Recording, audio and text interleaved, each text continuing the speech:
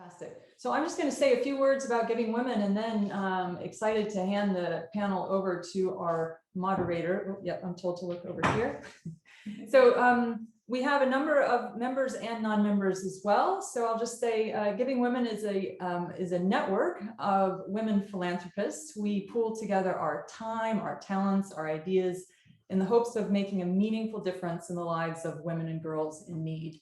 And today's thematic panel is one example of how we try to better inform ourselves on the topical issues affecting women and girls. Our panel today, and all of our panels like this, are open, as you see, to non-members. So I also welcome non-members. If you're interested in knowing more about Giving Women or becoming a member, you can direct message us throughout this panel if you want. And then afterwards, of course, you can always reach us on our website, givingwomen.ch. or let's see, LinkedIn, Facebook, the variety of ways. So we'll be very happy to hear from you. So today's panel is a continued discussion from the previous one that we had on girls' education, where it was following a film screening. I don't know if any of you were able to join that conversation, but the idea was really looking at education. Is it enough to educate girls, and where does that take us? And we heard a lot of amazing ideas and experiences of the panelists on how it's the first step to educate girls, but then how do we look at changing the mindsets of the community that they are in to go beyond that, and how it could possibly be more destructive to have girls educated and then be facing the same mindsets that keep them down and not being able to use this amazing education that they have. So this discussion really is now to look at concrete examples of organizations that are out there doing this work. What does it mean to do gender transformative approaches? And I hope that we can go beyond some of the jargon and hear real examples of what's being done, give us ideas. And again, it's a way to inform us in our work as we move forward. So we're very excited to have the panel today, and very honored to have our moderator. Where is she on the screen? There she is in the upper right corner, Caterina Meier-Pfister. She is the head of program partnerships for Save the Children Switzerland. We're very honored to have you, Caterina. I'm very excited to have you moderate this discussion. You have a wealth of experience. I think it's over 20 years of experience in nonprofit organizations, including, I think it is the Swiss National Committee on UN Women. So I would love to turn it over to you to help really set the stage and take us through today's discussion. Thank you. Thank you very much, Barbara, and a very warm welcome also from my side. Good morning and good afternoon for those who reach us from far away. Thank you, Lauren, for getting up so early. Very appreciated. And I feel really privileged to moderate this panel, since this topic has been very close to my heart for a long time now. And not only in my professional environment, as Barbara has mentioned, but also as a mother of 2 teen boys, I'm very eager to learn more on how to contribute to get more gender equality by gender transformative approaches. And I'm looking forward to hearing more about it.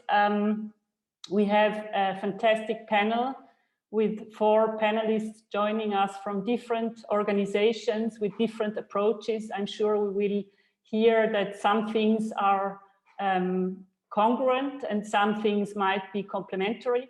I'm looking forward to hearing more about that. So I think any human being should be free in their choices and have equal opportunities. And that's why it's important to know how we all also can contribute to overcome gender norms.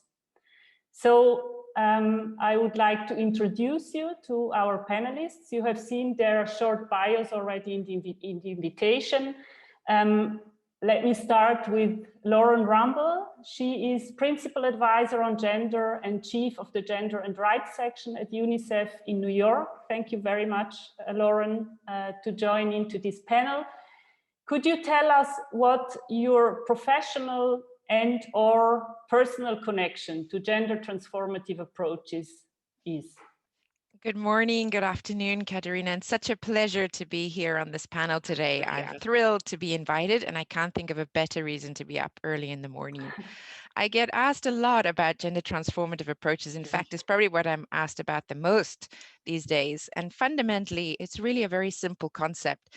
I believe that it's about power, understanding who has it, who doesn't, and overturning what too many people find acceptable and normal.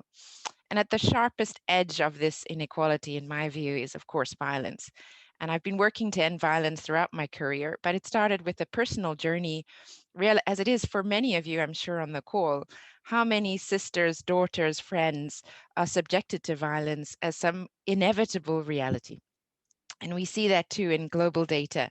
Regardless of economic status in rich and poor countries, women and girls, boys and men, and particularly I want to hone in on a data point for young people. For adolescent girls and boys, they both believe, a third of them believe that domestic violence is acceptable and justifiable for any reason. And that means that even where we have the most amazing inventions and innovations and urbanization and industrialization, we're still struggling with this pervasive issue. And our programming therefore has to go much deeper than service delivery, making sure that survivors have access to care, but also transforming and really tackling those underlying attitudes that make violence so acceptable. When will we know that a gender transformative approach has worked? We'll know it when, yes, every survivor does have the kind of quality care that she needs in a safe and caring environment. When every boy everywhere, including your sons and my sons, Caterina, can't fathom a world in which violence is acceptable. Where laws eradicate violence in every setting, including marital rape, which is still accepted in far too many countries. When we know that governments are investing in things like girls' education and helping girls really find alternatives to being the main breadwinners and care providers in their homes. And that is ultimately, in my view, a gender transformative approach. And that's why we're putting it at the center of our new gender policy and action plan here at UNICEF. We're trying to demystify it and put it as a core principle, value, and approach in all our programs. Thank you. Thank you very much, Lauren, for this holistic answer, actually, on including both your professional and your personal views.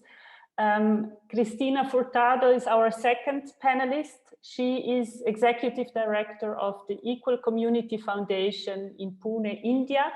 Thank you, Christina, for joining this panel, for being available. What is your professional and or personal connection to gender transformative approaches?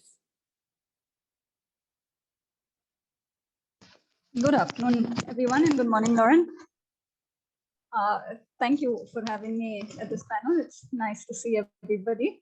I'm Christina, and I think I would say that my personal connection with the gender transformative approach probably goes back 6 or 7 years ago when I attended my first session at ECF as a volunteer. This was in one of our low-income communities here in Pune, which is a city that's about 150 kilometers east of Mumbai.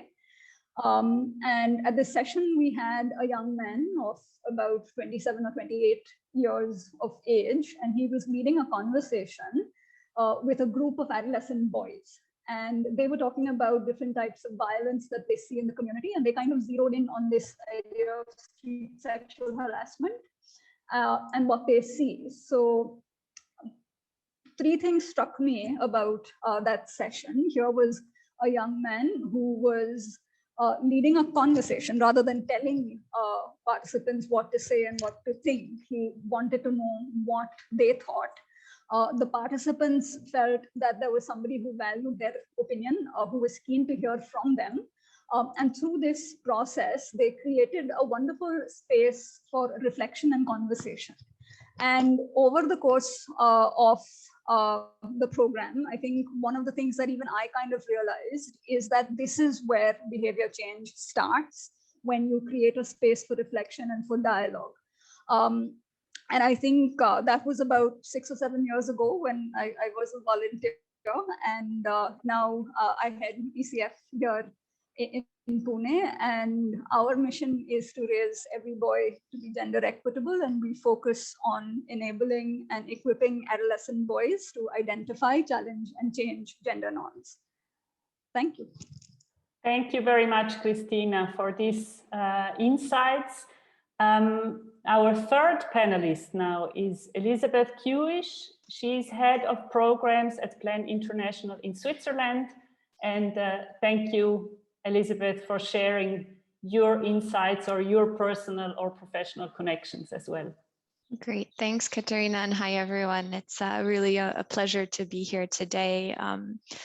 And for me, I would say this is really a special panel, not just because, you know, gender transformative programming is really one of my favorite topics to talk about, but also because I would say, although I've had really a long-standing interest in gender and gender equality, my commitment, I would say, to working on girls' rights and advancing girls' rights as well really solidified when I was working actually at UNICEF briefly with Lauren, as well as her predecessor. So it's really a pleasure to be here. And for me, that was such an inspiring experience, both, you know, on a personal level, but also to understand the importance of the issue. And the fact that it's really at the heart of so many of the problems that we see in the world today, you know, some of them obvious, some of them less obvious, everything from, you know, violence that was highlighted, poverty, health, etc. As well as, you know, maybe on a more hopeful note, the huge potential and power for change that, you know, girls and youth and children represent themselves. And, you know, having a daughter myself, I know they are really a force of nature.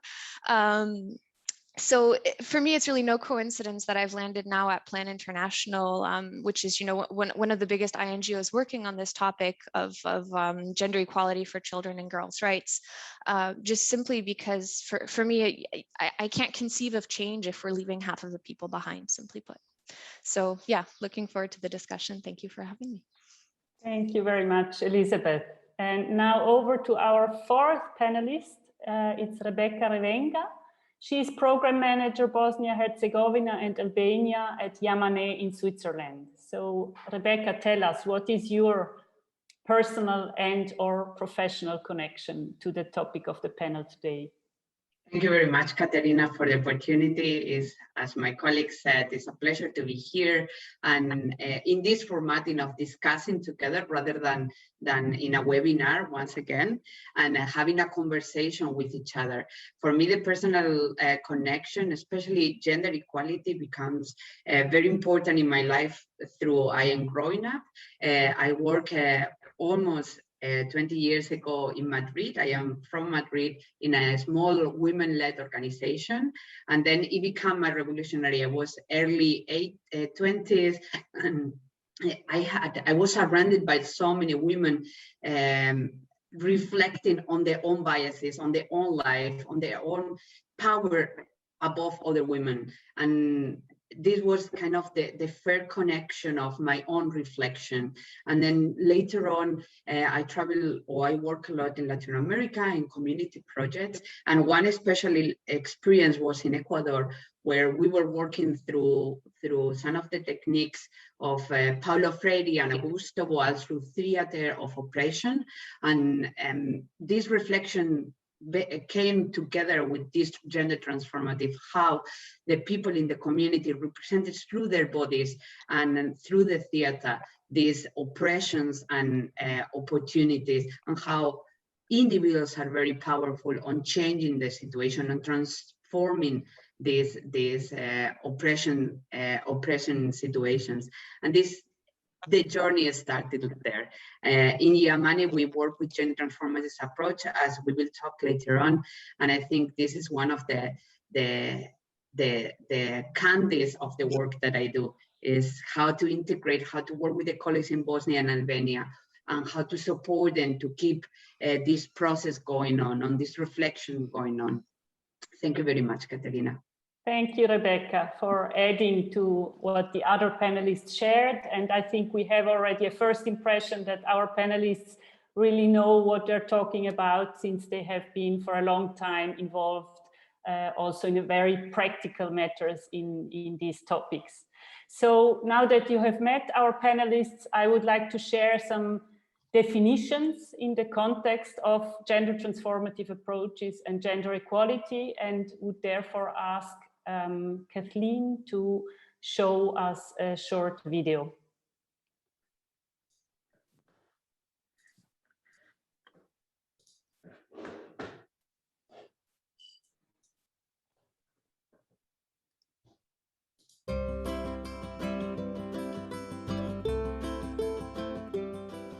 Our vision is a world where every child achieves their equal right to survive, learn, and be protected.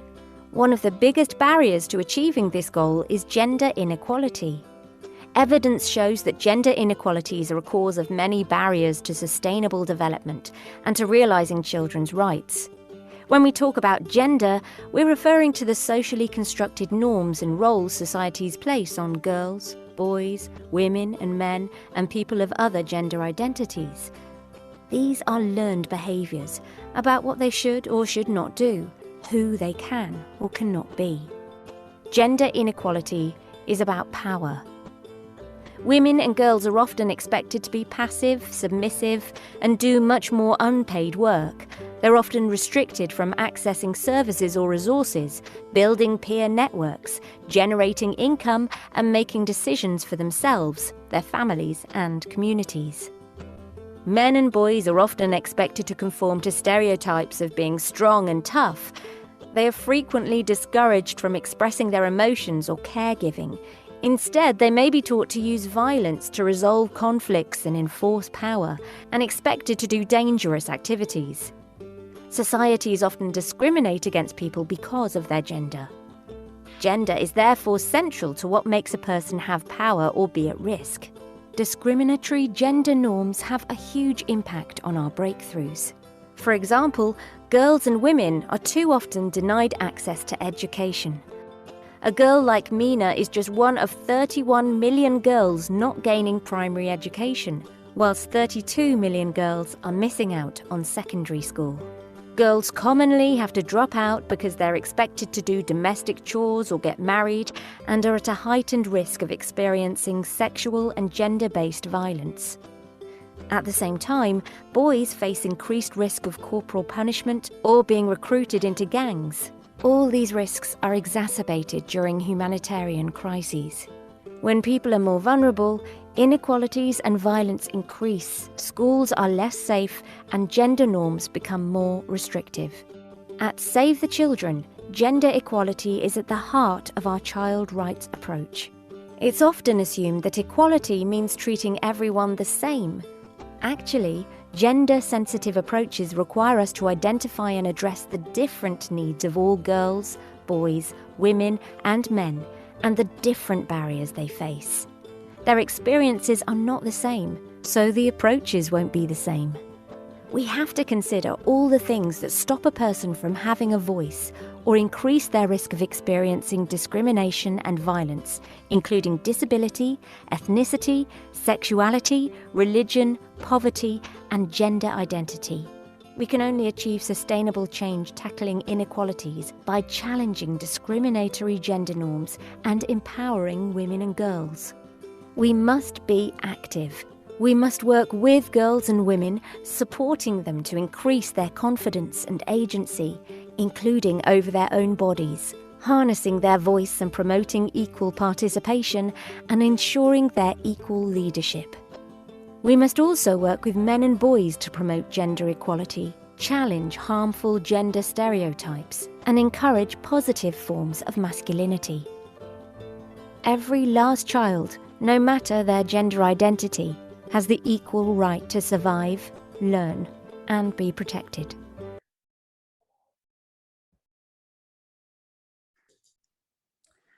Thank you very much. Maybe adding to the explanations shared by both the panelists and through the video, I would like to pick up a part of it, like what is a gender-sensitive approach. It was mentioned in the video and also I think from some of our panelists. So gender sensitive approaches are interventions that ensure that the different needs, abilities, and opportunities of girls, boys, women, and men are identified, considered, and accounted for. And going over to what a gender transformative approach is, according to these definitions, is actually working with gender sensitive approaches and promote gender equality while working with key stakeholders to identify, address, and positively transform the root causes of gender inequality for women and men, girls and boys. So now I would like to ask Elisabeth from our panelists, what structural elements have an impact on gender inequality according to your experience? Yeah, absolutely. I think that's an element that I think is really important to highlight, because as much as, you know, gender biases and perceptions are held individually, of course, they don't happen in a bubble, right? They're part of a broader system and a broader society that defines them and that shapes them, really. So, to give you a very sort of concrete example, and maybe referring to the previous event that was held by Giving Women, you know, we can all agree, let's say, on the importance of educating a girl. But if there's no school there that will meet her needs and that will be appropriate for her to go to, you know, that's not going to take us very far. Or, you know, to take it one step further, if then that girl can't access productive opportunities after school, it's going to be really hard for us to actually internalize that belief in the value of girls' education. So I think that's the point that I wanted to highlight, as much as it's all about sort of transforming these norms. There's a very sort of tangible, I think, you know, hardware or policies element to it as well, a very sort of concrete aspect to bring to it as well. Thank you very much, Elisabeth, for adding that. Maybe a question to the other three panelists. Is there anything you would like to add that hasn't been already mentioned in your introductory statement or in the video that is important to set the scene in the context of gender transformative approaches? Perhaps I can kick us off, Caterina. Well, I'm sure my panelists have even more inspiring thoughts.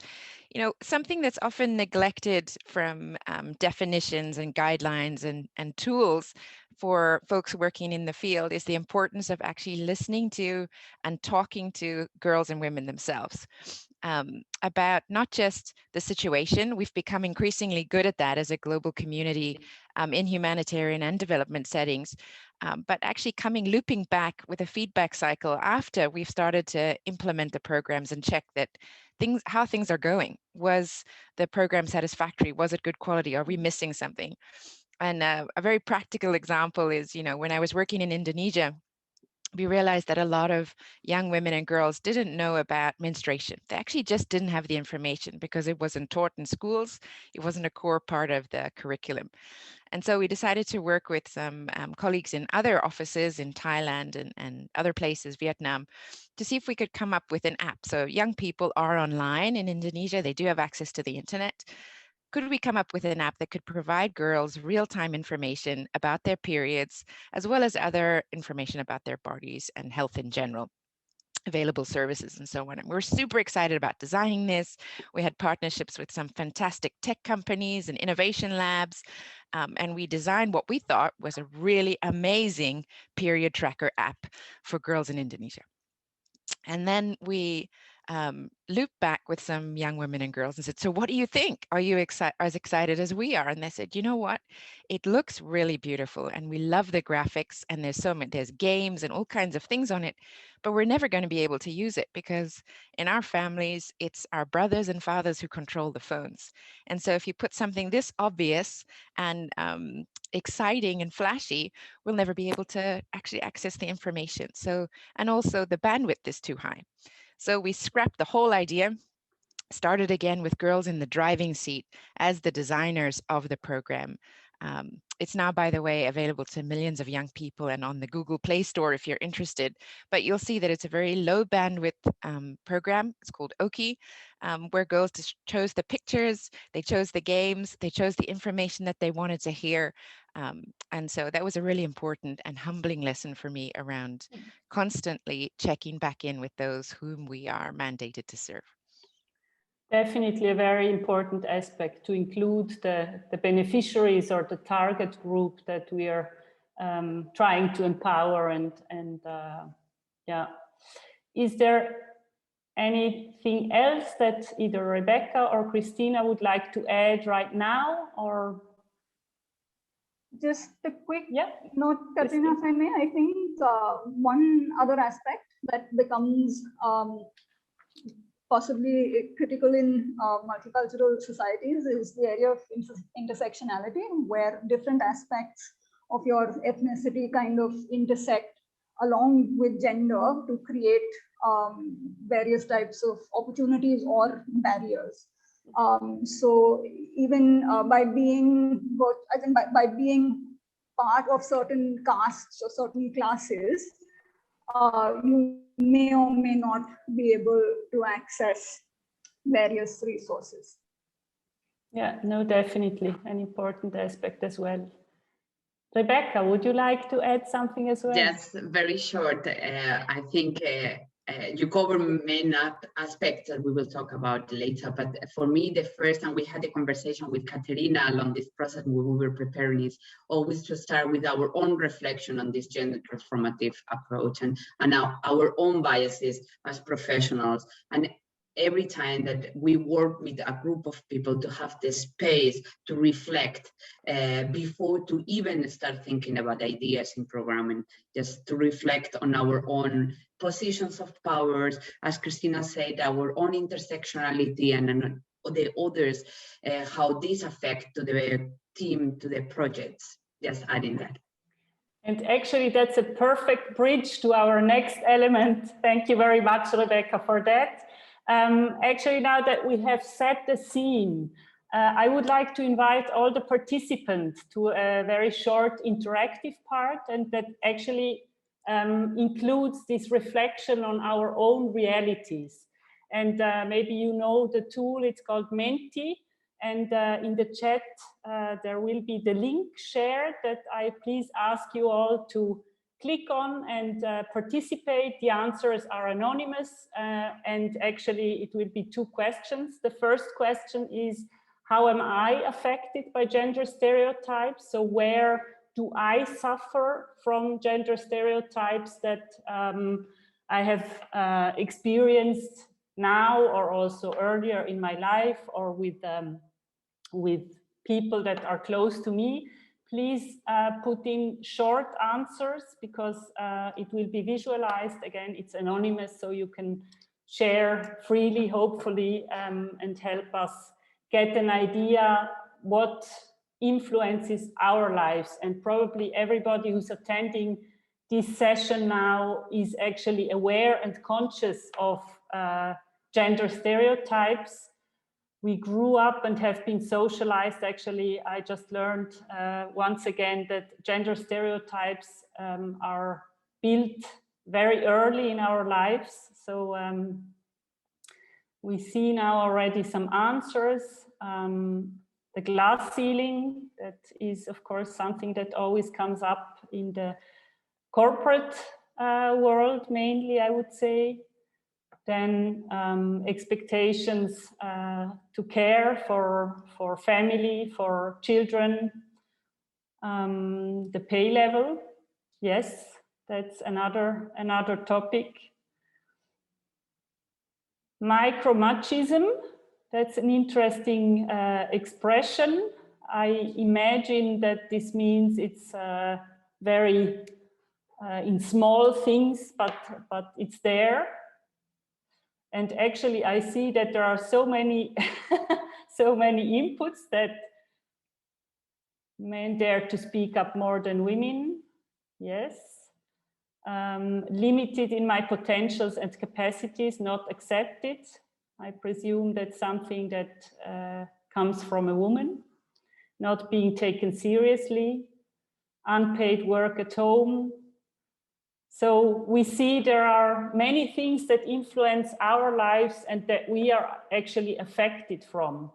And maybe to move on to the second question, now in an auto-reflection, what are our own biases that we hold? That was also mentioned before, and Rebeca also underlined that it's important also, of course, in programming, but I believe it's also very essential to overcome any gender norms, that we are aware of our own gender bias.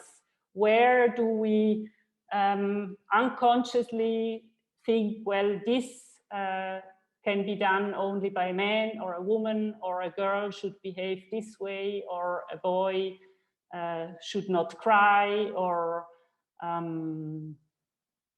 in sports, that sports, I'm not sure now what the idea is, that maybe sports are, specific sports are more for girls and others are more for boys. Yes, women are better carers. Female bosses are tougher. That's also something that has been proven, that actually exactly the same ways of communicating are perceived very differently by men or women. Then maternity as a bias, that women are more emotional, that they have a maternal instinct, which kind of says that men do not have an instinct as a parent. Military is probably, or at least in our culture, more associated with men.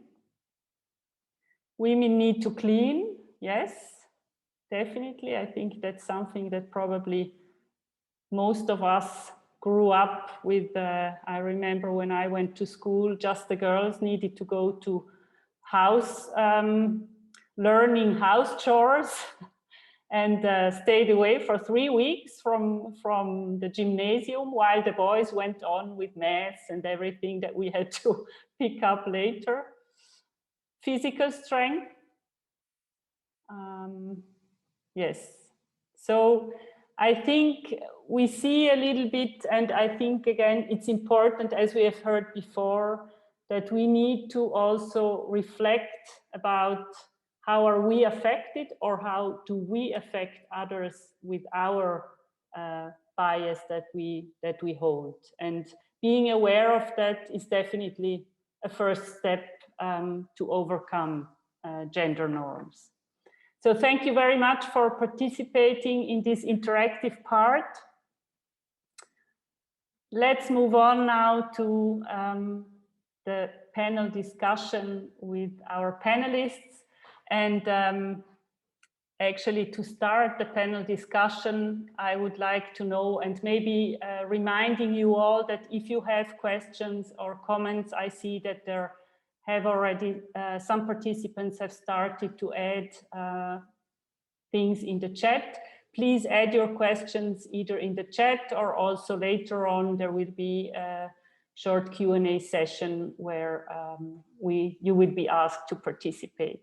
So to start the panel discussion, I would like to know from the panelists about any key aspects of gender transformative approaches in the programming of your organization that add, of course, concrete program examples. So Lauren, you have already elaborated a little bit in your introductory statement. Are there any other aspects that you would like to add, or maybe that you would like to focus on?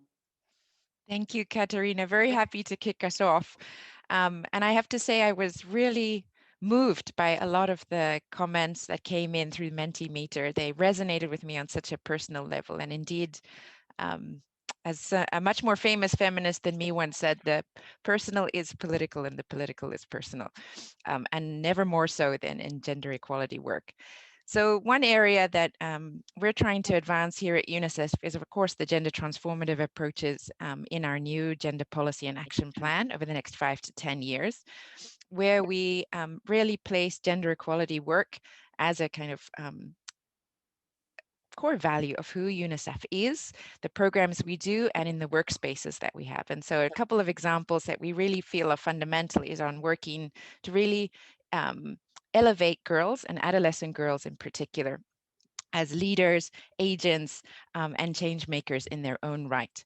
Traditionally, our programming has really been about providing for their needs. So let me give you some examples. We have a global child marriage program together with UNFPA that's been supporting over 6 million girls with care and support services to prevent and address the risk of child marriage in their communities. But what we're trying to do now in a new shift is to really adopt a gender transformative approach that puts those girls in the communities where we're working as leaders and agents. So for example, being the ones to really have platforms and opportunities in their own communities to speak out about child marriage. We've got fantastic girls all over the world really disrupting marriages in Nepal, in India, and Bangladesh, who are holding focus group discussions with their peers about education and the importance of it, who are coming together. I visited some girls in Afghanistan who are coming together with older women in their villages to advocate with fathers and village leaders to let girls go to school. Many of you will have seen the cover of Vogue, British Vogue, yesterday with Malala right on the front and center. Let me get her quote right. She says, "I know the power that a young girl carries in her heart." And we know from this time right now with COVID-19 that adolescent girls are incredibly at risk. They're the ones that are doing 2 to 3 times more care work than their male siblings, household chores at home. They're the ones that risk not going back to school even when schools reopen. We're seeing that there's a dramatic rise in child marriages. We estimate another 10 million before the decade is out. And they're the ones most at risk of domestic and other forms of sexual and gender-based violence. So we need to concentrate our efforts on them. We also know that they're the least likely to transition to work, as Elisabeth said, even when we manage to get them to school. And the key to unlock this is to really celebrate that power that Malala illustrates so beautifully in her own story. But in every village, there is a Malala, in every city. So we partnered last year amidst the middle of the pandemic with Purposeful and a couple of other organizations and philanthropic groups to create something called the Resilience Fund, which looked at a new way of financing girls in humanitarian contexts, and specifically in the pandemic, where we gave out small grants to girl-led networks and organizations where girls could decide themselves how to spend the money. And I think PLAN is part of that initiative. And girls themselves then provided the kinds of reports on the impacts and changes that they saw as a result. And we did that with very little restrictions, almost no guidance on what they had to do or how they had to report.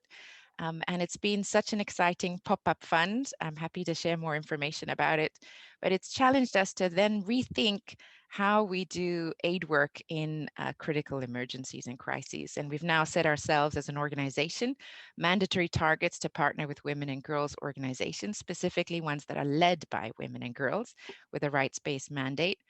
And we're going to have mandatory trackers across the 190 countries where we work to make sure that we hold ourselves accountable to how they want to see resources be spent. Thanks so much. Thank you very much, Lauren. That's very exciting to hear, and also very concrete what is happening from UNICEF side and in cooperation with the local organizations. Now we have heard more maybe the focus on girls' agency and leadership and listening to them. Christina, what are key aspects of gender transformative approaches at the Equal Community Foundation? Right, so at ECF, we firmly believe that the work that we do with boys is meant to complement the work that is done with women and girls and not to supplement it. And the human rights approach underscores everything that we do. And we are very, very conscious that as we work with boys, we don't want to reinforce these hierarchies of power and privilege. Neither do we want to reinforce stereotypes of protectors, providers, and perpetrators. We want to focus on ourselves and our participants as people. So the human rights approach, just in terms of its overall philosophy, is very powerful, and it serves as a uniting principle. But in practice, what we have seen, it's also very powerful as a tool, because it allows participants to learn a new language. It allows them, or it provides them with mechanisms to identify discrimination, and it provides them with the motivation to do something about it, right? So for example, one of the things that we see pretty early on in our program is that boys will start advocating for their sisters' right to education. As they are growing up, as they hit puberty, as their sisters turn 13 and 14, many girls are pulled out of school. And mainly because, parents can't afford the education, or they feel that it's not worth investing in the girl child because they will eventually be married and sent over to someone else's house. And that's where boys start to take notice, and they start to advocate with their parents to say that, look, if you pull her out of school, you are actually preventing her from accessing her right to education. Similarly, there is an understanding that starts to develop even around street sexual harassment, where boys initially think it's a very natural thing to do. What they start to be able to do eventually through the program is they start to separate what is a natural instinct and what is culturally constructed. So they know that attraction is natural, but how that attraction is manifested or how you act on that attraction is socially constructed. And you can either do that in a way that is positive and constructive, or you can do it in a way that is detrimental to somebody else. So they are then able to articulate that because of the way they behave, girls lose their right to access public spaces. And they start taking action even within their communities. They stand up against these types of behaviors and use rights-based language. So in our practice or in our program, we have seen that the human rights-based approach is very, very powerful. Thank you very much, Christina. Adding to kind of the girls' focused perspective, also the complementary work you're doing with boys. And actually, I have a question from the audience that might be good to add right in this discussion. Actually, Carmen writes, a lot of the discussion so far has addressed gender as a binary. How do you think gender transformative approaches can go beyond and accommodate and address needs of gender non-conformative people? Who would like to answer that? Can I? Yes, please go ahead. That first. So in our context, as in, we are also very aware that because in the general population, we tend to deal with girls and boys, our language tends to be binary focused, which is something that we are also consciously working on changing. But as part of the program and as part of the gender transformative approach, one of the things we focus on is different ways of being, different ways of self-expression, and different identities. And through these conversations, we talk about how there are different people around us who are also human beings and who also need to access their human rights. So we create awareness and we create understanding around different identities. Thank you very much, Christina. Did anybody else of the panelists want to add something to that? No? Then we continue in the, yes? Caterina, Lauren. I will just humbly add that it's something that we're really grappling with. Of course, as a child rights agency, we believe that the principle of non-discrimination, including based on sexual identity and orientation, is a fundamental right of every child everywhere where we work. But it's still such a politically sensitive and difficult issue. Nevertheless, we're trying to design our programs to be truly universal in nature. But there's clearly a lot of work that we need to do to make sure that our coverage is universal and that young people, regardless of their orientation, feel accepted and understood and with an equal chance at every opportunity. We just did a global consultation with young people, which perhaps resonates with this chat, about their top priorities. We had almost 1 million young people asking them about what mattered to them right now in the wake of the COVID-19 pandemic. And their real issues were climate change, mental health, violence, education, and discrimination based on sexual identity and orientation. So we do, as a global community, need to take this much more seriously, prioritize it, and find ways to really unlock the support that's needed. Thank you very much, Lauren, for adding that. And maybe now over to you, Rebeca. As we have heard also in the video and in several contributions, power is also an important element in gender norms. Can you tell us more about the approaches of IAMANEH involving this aspect and also violence that is connected often with having power? Yeah, and I can connect that well with the question of Carmen, because it's a constant reflection of how can we be more open and as well to integrate in our approaches non-binary people. And I think for us, the first pillar of gender transformative is gender and social norms are context specific. We try to work with participatory actions and intersectional lenses when we initiate the programming of the inception of ideas. And just to give you an example, we created a new program last year in 2020 with an organization in North Albania. It was focused on youth, but in responses and prevention of gender-based violence. And I think the whole analysis of the situation with an intersectional lens disclosed that it was a difficult, or there was extremely discrimination as well against women and girls and non-conforming gender people. Then the second pillar that we try to work with is, under no circumstances should programs take advantage of any existing gender inequalities in pursuing these health outcomes or adopting exploitative approaches. And this means that we need to be critical with gender inequalities, and this principle of do no harm has to be in every intervention. When we work with survivors of gender-based violence, we need to prevent and reduce re-victimization. When we work with perpetrators, we need to use this human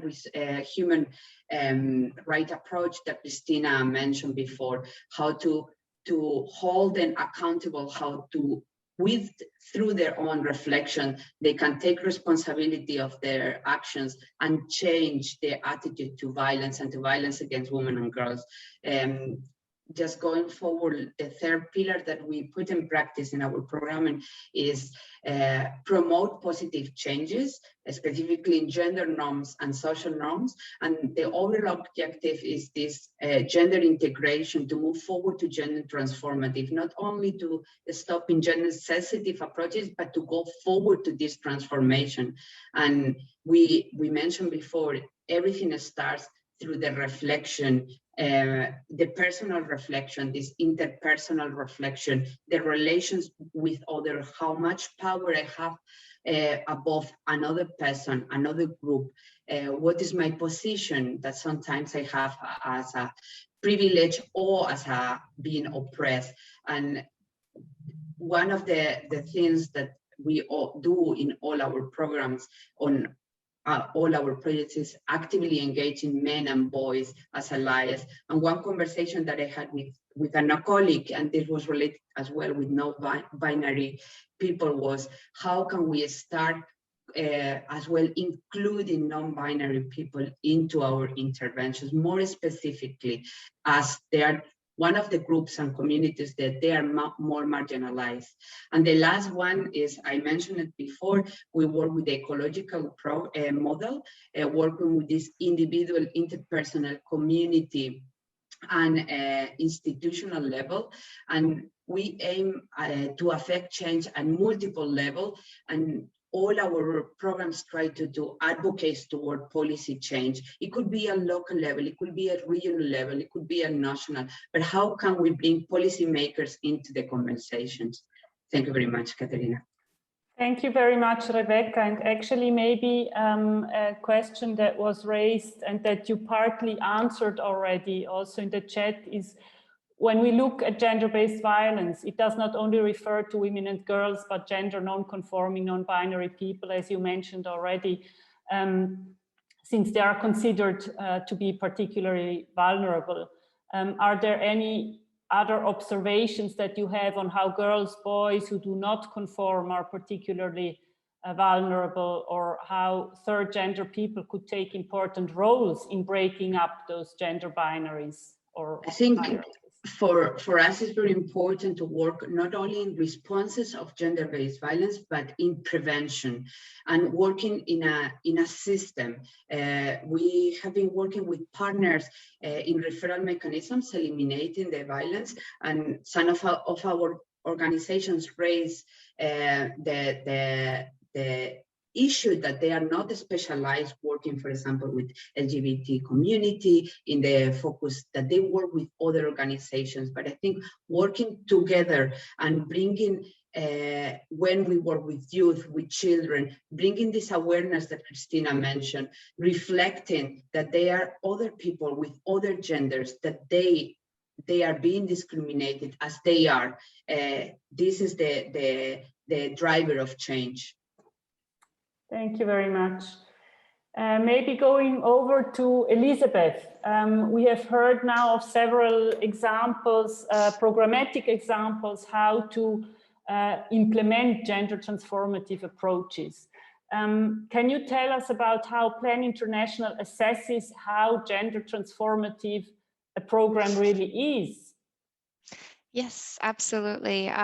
Plan International actually relatively recently developed and rolled out what we call our gender transformative marker across our global organization, actually.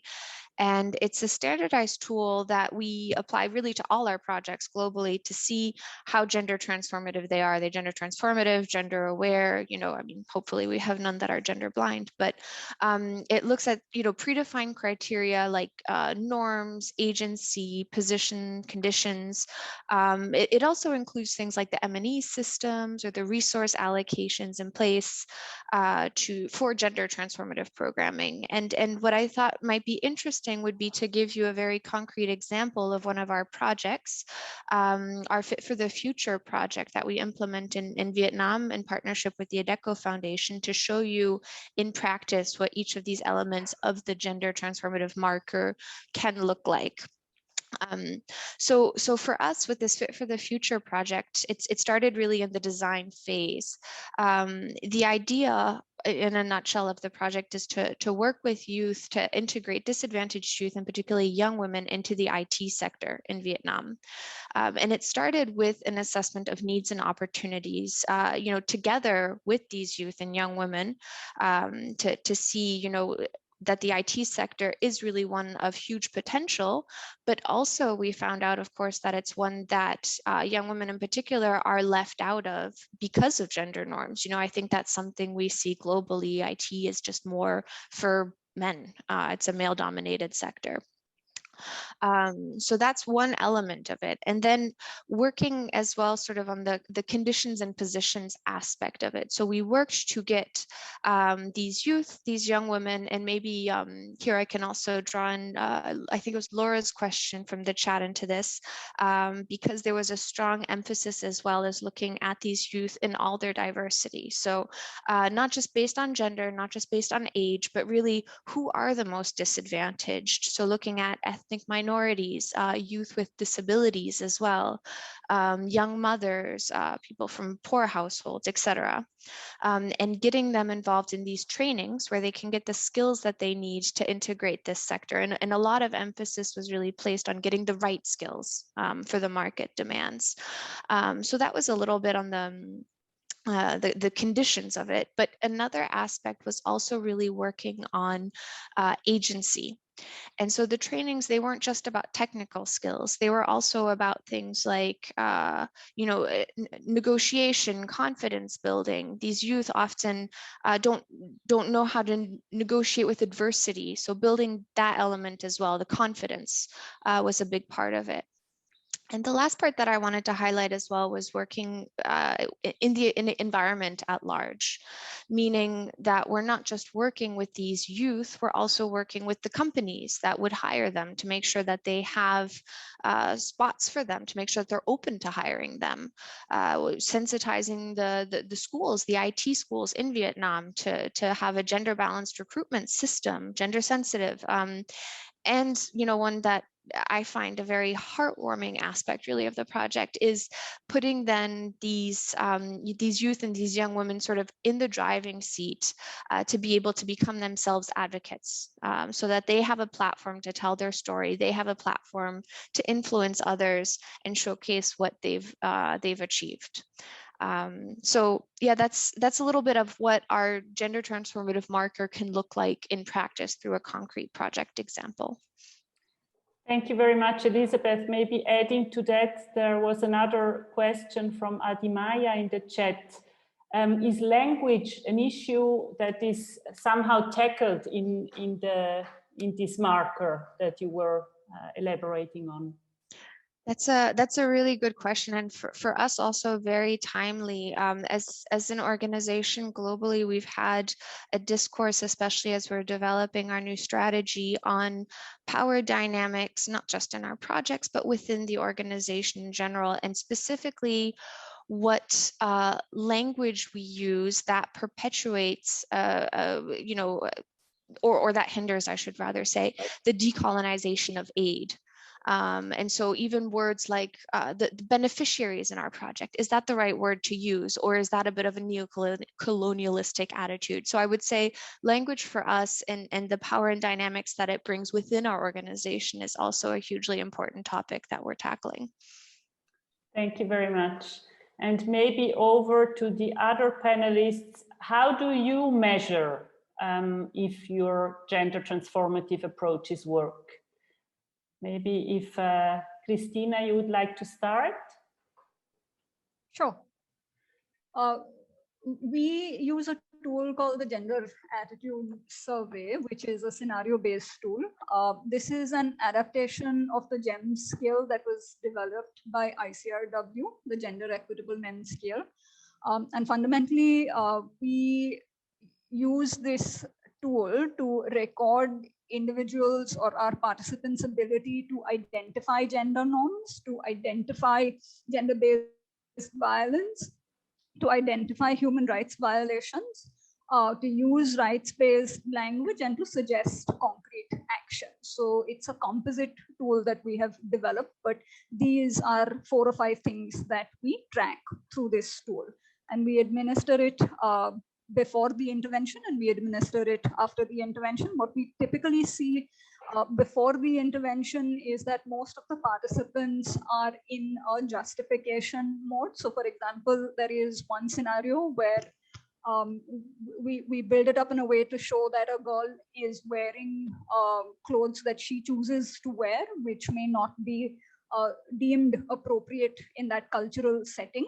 And she gets harassed. So is that her fault? And in that scenario, before the intervention, typically boys will justify the harassment and say that, yes, she should not be wearing those clothes. But at the end of the intervention, they are able to articulate that she has the right to choose what she wants to wear. And it is violence to engage in street sexual harassment or to pass lewd comments. And if we see this happening, then these are the actions that we should take. So that is the kind of change that we are trying to track. Thank you very much, Christina. Lauren, is there something you would like to add from UNICEF perspective? I need to say that we're on an exciting journey to still define what some gender transformative indicators are for all the sectors that we work. We too have a gender marker. We've had one for several years now, where we measure and track the money in gender transformative programming. So we set a bar of a minimum of 15% of all our resources have to be dedicated to gender transformative programming. But now we want to actually go beyond that and actually start really tracking things like, I talked about that indicator, which I think is so powerful right at the beginning, around attitudes justifying wife beating around the world, which are still so high. So at that very impact level, what does that look like for our water and sanitation programs? It means we're not just looking at delivery of menstruation supplies and services, but actually tackling the taboos that so many people hold around menstruation that are stopping girls from going to school every month. What does it look like in education? Yes, we can measure the number of girls that are engaged in skills and education programs. Last year, it was like 3.2 million despite the crisis. But what about looking at the transition to work and employment and how much time girls are spending on care work? So that is a work in progress, and we'd love to partner with anyone who's excited to think this through with us. A lot of our data points are much more on service delivery than around the social norms change that we so need to grapple with, both in the short term and the longer term if we're going to meet the SDGs. So we're piloting and experimenting and hope you can think this through with us.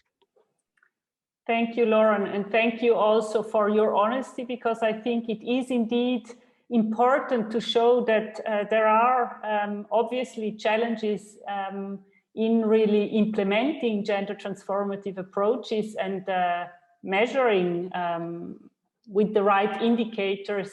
And of course, counting things is normally easier than having a qualitative assessment of the impact of those approaches. Rebecca, is there something from your side that you would like to add? How does IAMANEH measure if their gender transformative approaches work? I think just key considerations that we take into account into the monitoring, evaluation, and learning system that we have is we use of multi-level and multi-dimensional outcomes and indicators with specific attention to gender and social norms, as all our programs work on it. Then the mixed methods approaches that privilege qualitative and participatory techniques alongside to quantitative approaches, but we work with stories of change, case studies that some of our programs from the Southeast Europe portfolio provides to Grevio. Grevio is the independent expert body responsible for combating and preventing gender-based violence in Europe. Then other important very important for us is tracking reverses or negative change, any backlash that can happen after or through the gender transformative interventions, to really learn from it, to take the lessons learned, to work more. Perhaps sometimes we did not connect, we work in a silo, we did not connect with the system that we have in the community. Other people should have been involved, but simply that is very difficult to reflect on traditional gender norms, and this could give a backlash on the intervention that is promoted.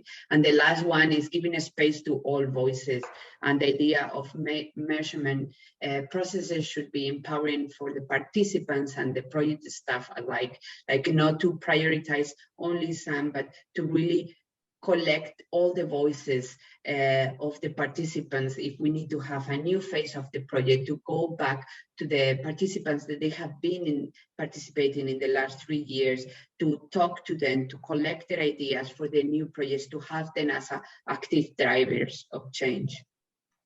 Thank you.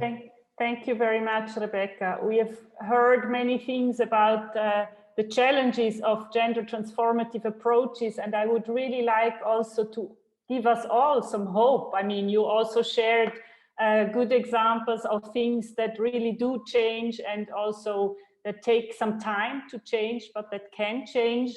And I would like to ask all of the panelists, what do you consider, according to your experience, what are main catalysts or levers that it can work to really overcome gender norms? And maybe if Elisabeth, you would like to start? Yeah, absolutely. I'd be happy to. And I think here I really can't bring anything new, but just echo what's been said before, because I think really when looking at, you know, youth and girls as the main drivers of change is the catalyst that we'll see. There's such potential there that we, I think, in the development sector just need to know and learn and listen how to harness that and unlock that potential.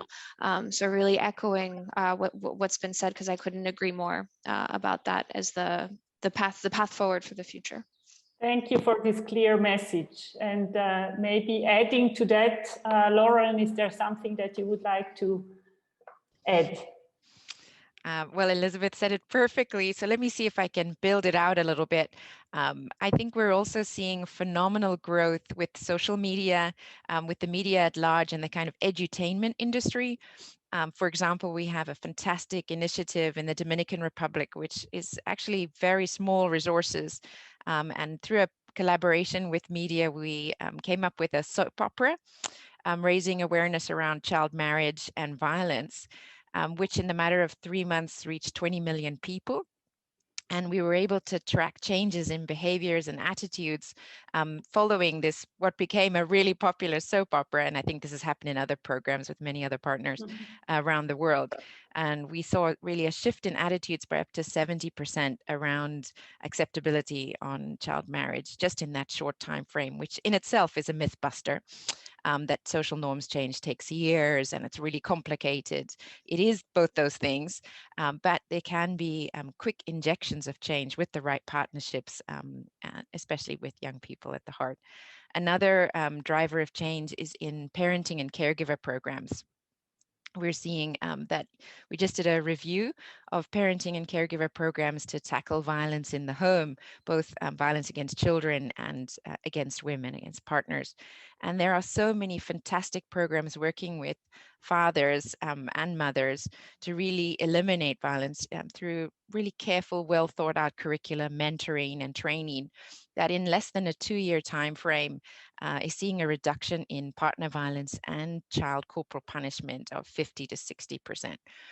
And then the third one, I would say that's been really quite interesting for us is to work very directly with youth on preventing those kind of attitudes around partner violence in places that are really quite difficult to work, like Somalia and Sudan. There's a program that we run called the Communities Care Program, which also in less than a year, and we measured this change together with Johns Hopkins University, so really rigorous outcomes. We saw a reduction in partner violence, acceptability around violence, and also awareness around where to get help. We know that less than 10% of survivors ever seek help for violence committed against them. That's because either the service isn't there or because there's so much shame and fear and stigma associated with getting help. So trying to change the norms around that too. So working with young people, the private sector, the media, I think are the ways forward. And we're really excited about that. Thank you for this really inspiring and hopeful examples that give a perspective or show that things can happen and really change. Rebeca, maybe from your side, what are catalysts or levers or maybe also very concrete examples that you have experienced where gender norms really were overcome or improved?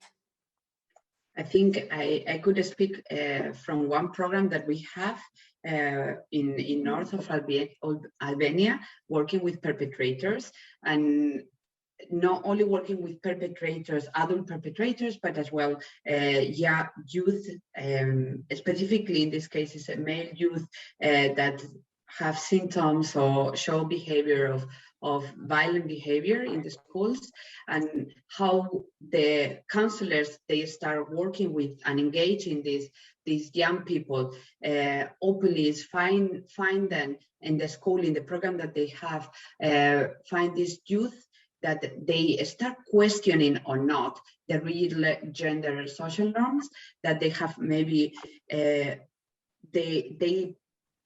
think they are not violence, and they show how in the community these other behaviors, engaging them on the group through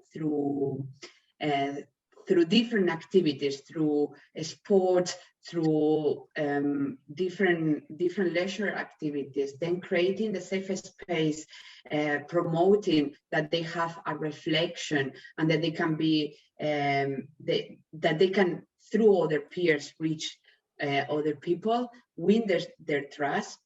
Very important. And try to, while you have the win trust, reflect on their personal practices to start changing and bringing different opportunities for change, and emphasizing, as Christina mentioned before, emphasizing through the program, through a specific program, other benefits that gender equality has for all youth.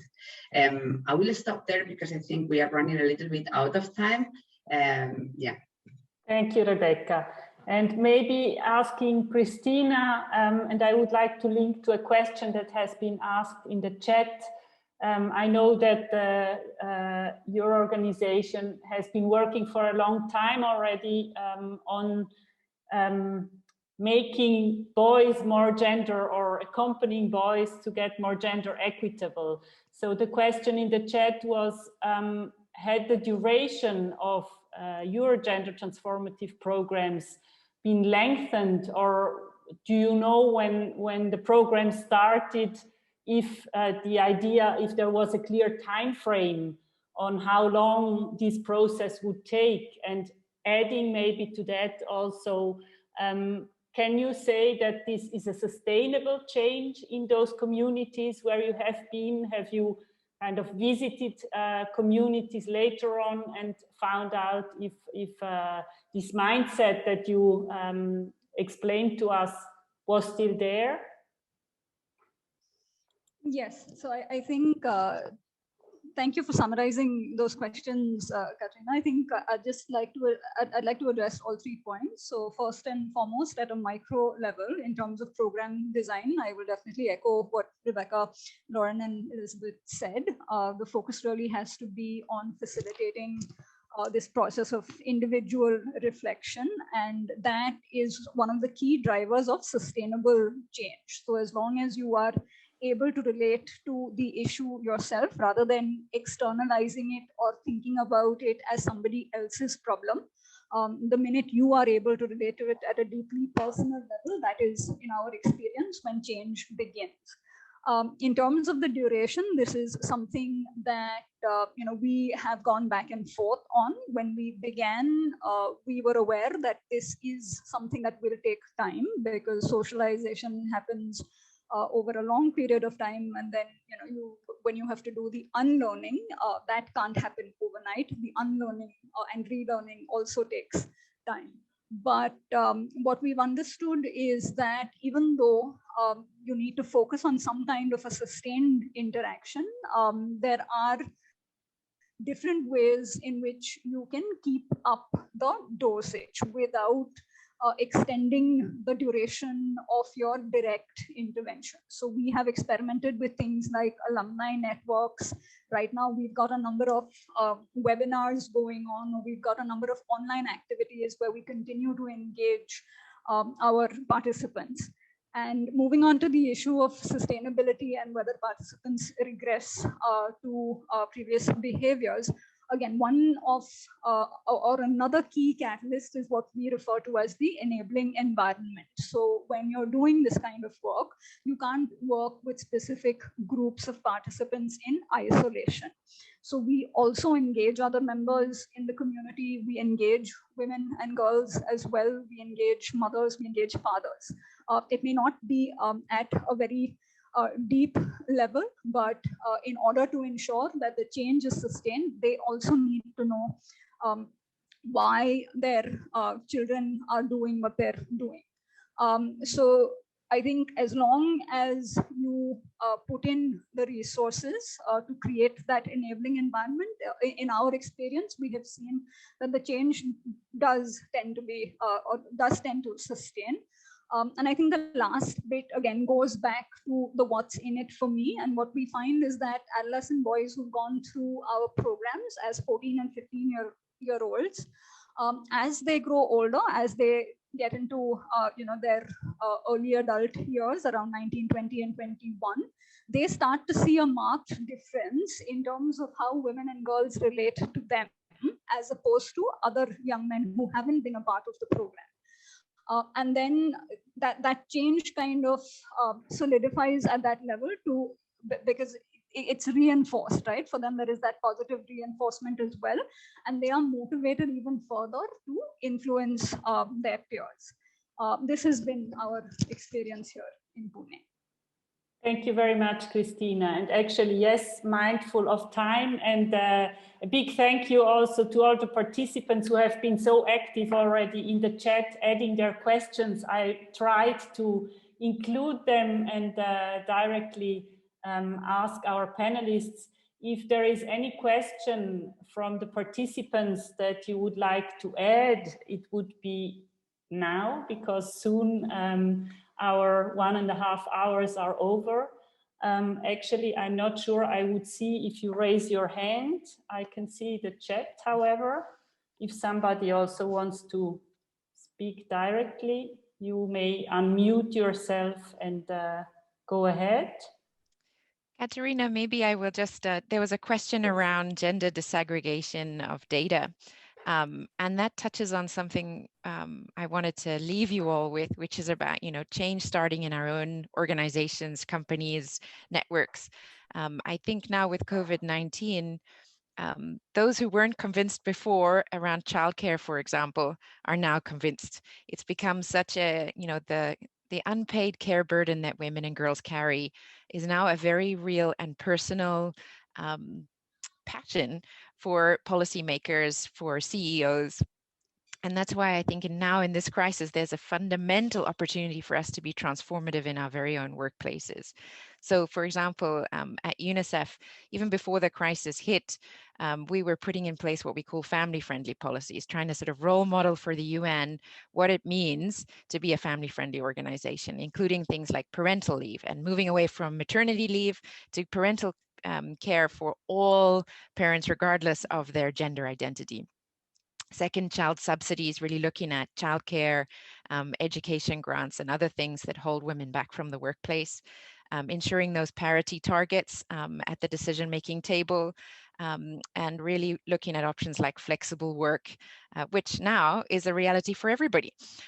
So I think an online working options and so on. And that is what enabled us when the pandemic struck for us to quickly pivot to virtual working and stay and deliver for children and women. It made us a better, more effective organization when we needed to be. And so I think we're trying to now make sure that what it is that we're talking about as gender transformative approaches, we're actually doing in the workplace. And so I'd be excited to learn from all of you what you're doing that's transformative in your workplace so that we can role model to the world what it means in our everyday lives. Thank you very much. That's actually a very important aspect, this self-reflection also in our closer context. And I see that Pascal has put up her hand. Please, Pascal. Thank you very much, Caterina, and thank you to the presenters who gave us a great hope for the transformative change that we want to see.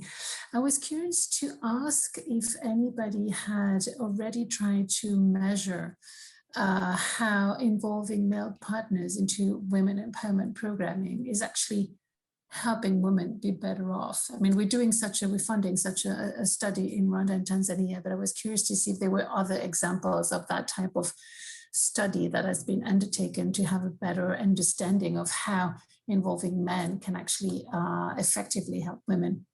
Thank you. Thank you, Pascal, for this question. Who would like to take on this question or to answer? Pascal? I can give just an example. It's not exactly what Pascal mentioned, but we started this year working with, we work with perpetrators, centers, and we integrated the impact outcome monitoring toolkit to measure through the 3 years program how working with perpetrators in a triangulated manner, if the models work, if not, which benefits brings to the program, how can we change those programs if this is not working as we thought at the beginning. It's a very interesting approach. We work with another partner organization through all the programs in Southeast Europe, and it could help to understand if this is working or not. Thank you very much, Rebecca. Maybe Christina, since you are working with boys mainly, do you have also, and you mentioned before that you try to include also girls and women, and I imagine also fathers or male figures in community. Can you say something about that? Answering Pascal's question. Sure. So we do engage parents. We do struggle a little bit to engage the fathers, and we tend to reach out to more mothers. So I won't be able to answer your question directly, Pascal, but I do know of an organization called Promundo that's based out of the US and I think operates in Brazil as well.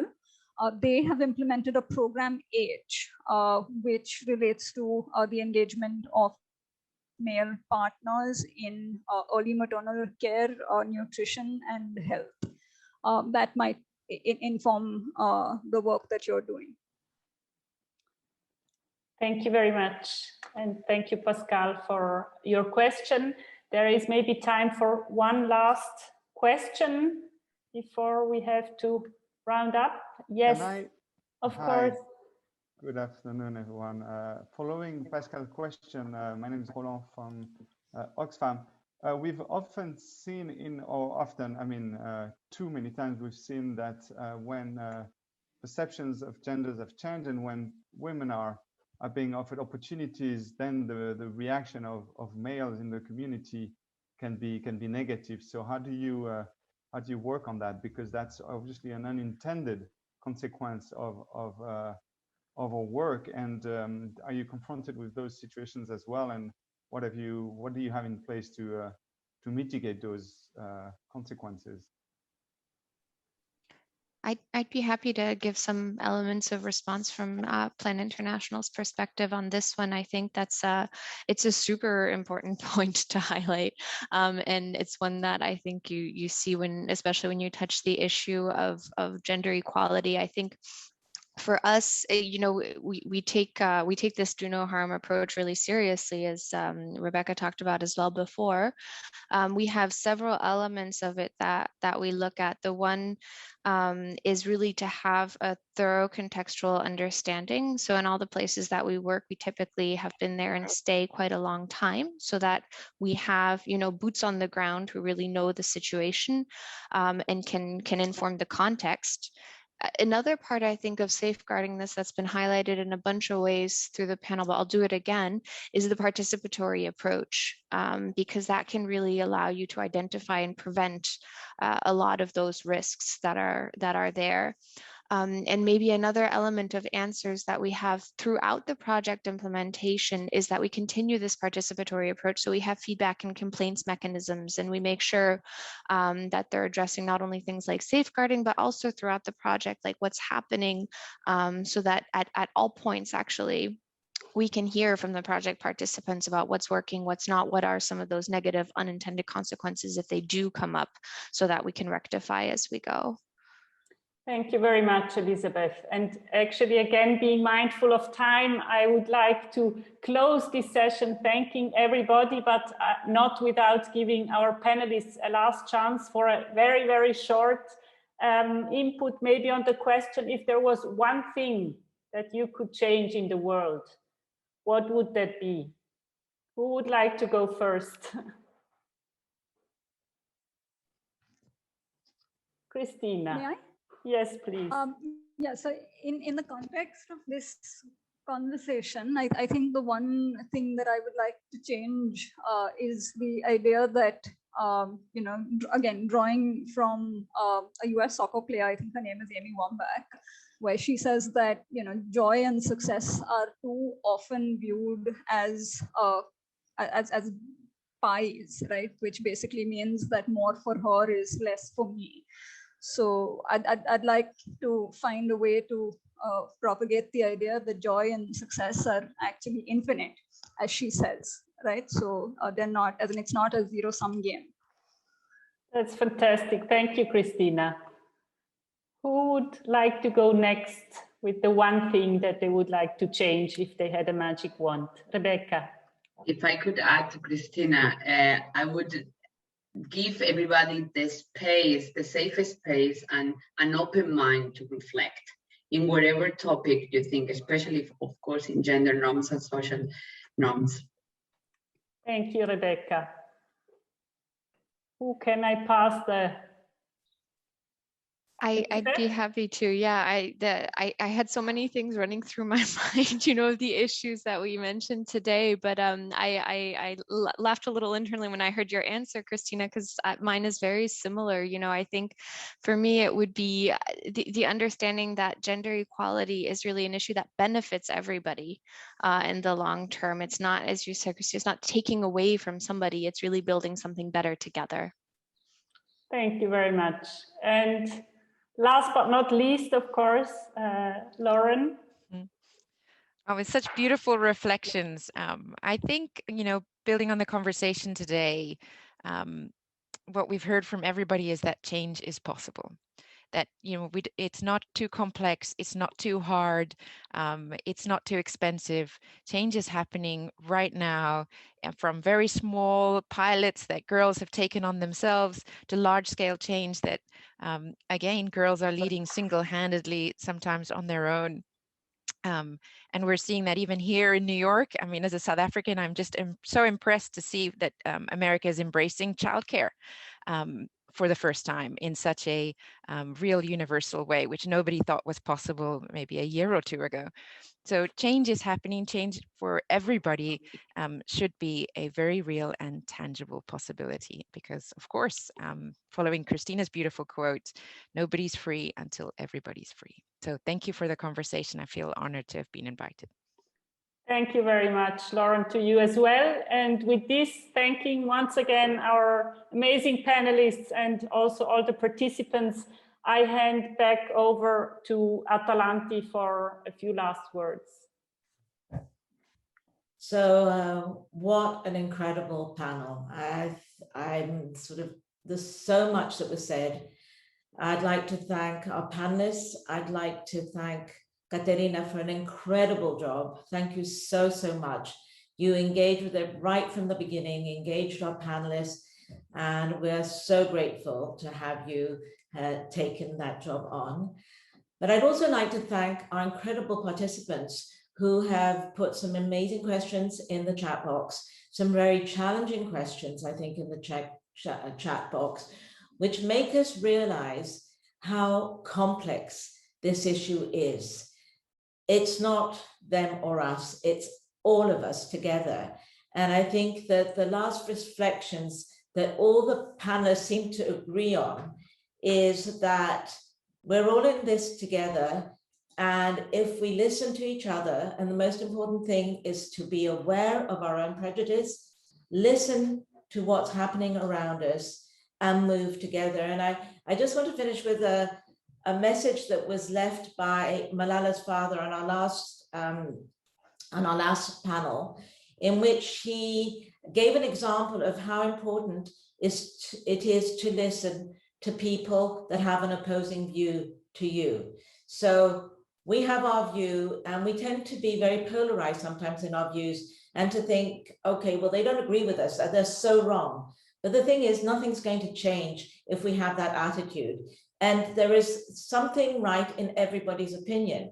And I think what I heard today was, it is so important to listen to all the sides. If we really want to move forward and make a true difference in finding an equitable world for all. So I think for me, what one of the big lessons was, it's not a girls and boys situation.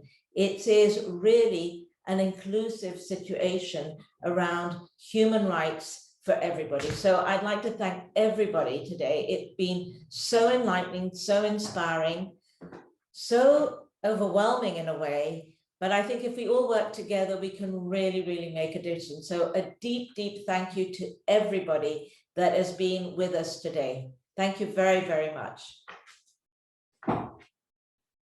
Thank you, everyone. Thank you. Thank you, everybody. Thank Bye, you very everybody. much. Thank you. Bye-bye. Thank you. Thank Bye. you. Thank you.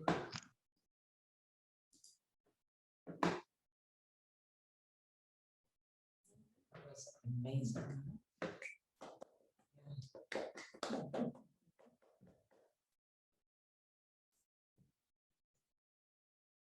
Where does that look? Yeah. Yeah.